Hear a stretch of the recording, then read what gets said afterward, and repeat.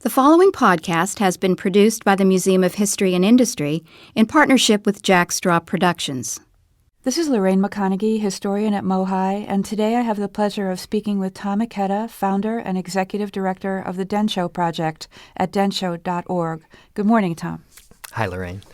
Let's talk about the internment of people of Japanese descent here on Puget Sound during World War II. I like to break it up into two distinct government actions. The first government action was in the hours and days following the bombing of Pearl Harbor, when the FBI went through the community and picked up thousands of Japanese men, primarily the leaders of our community. And these were men who oftentimes had ties, to Japan, even though they were longtime residents. The FBI went through the communities, picked up several thousand, and in the process also picked up thousands of Italians and Germans. And technically, this is what we call the internment. All these men, the Japanese, the Italians, and Germans, were given hearings at places like the Immigration Center.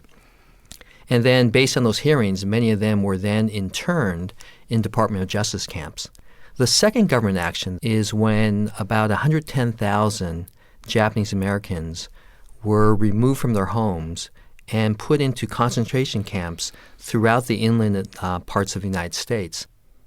What is your own perspective on why the American people were willing to ignore the constitutional rights, the appropriate civil liberties for people who looked like the enemy?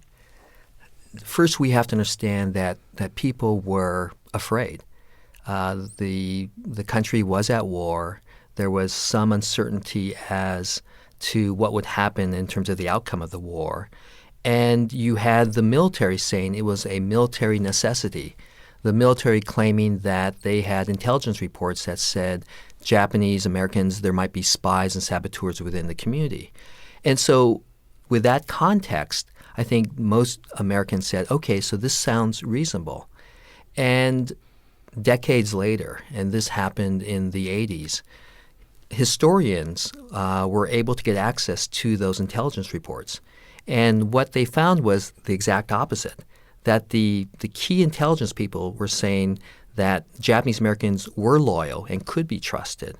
J. Edgar Hoover of the FBI, Lieutenant Commander Ringo of the Naval Intelligence, who were the most knowledgeable, saying the Army intelligence is wrong. Japanese Americans can be trusted. So this all came out 40 years after the fact of these government actions. And so Congress held hearings and formed a commission.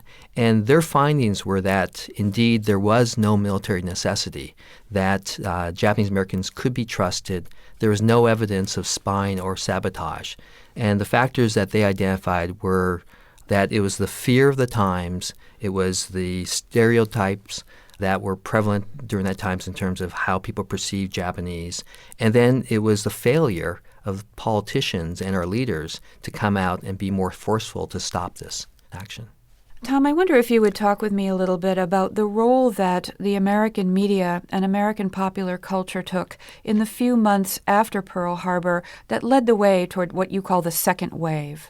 When you look during that times, actually an active cartoonist was Dr. Seuss. He did political cartoons about Hitler, Mussolini, that showed them as threatening individuals. But when it came to the Japanese, rather than identifying individuals, he portrayed the Japanese as these hordes, both in Japan and in the United States, as serving the cause. And that was what people were seeing during these months following the bombing of Pearl Harbor.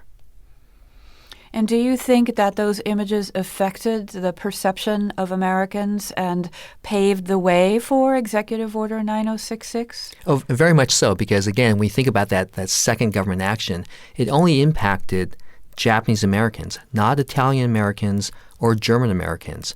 And so the conclusion I have is it was a racial decision more than based on fact or evidence. Here you had over 110,000 Japanese Americans, and there was no evidence of any wrongdoing, and yet they were removed and incarcerated without any trial, hearings, or anything. There was even no attempt by the government to prove any wrongdoings. There's a sense as an American citizen that you are innocent until proven guilty. In this case, that was taken away.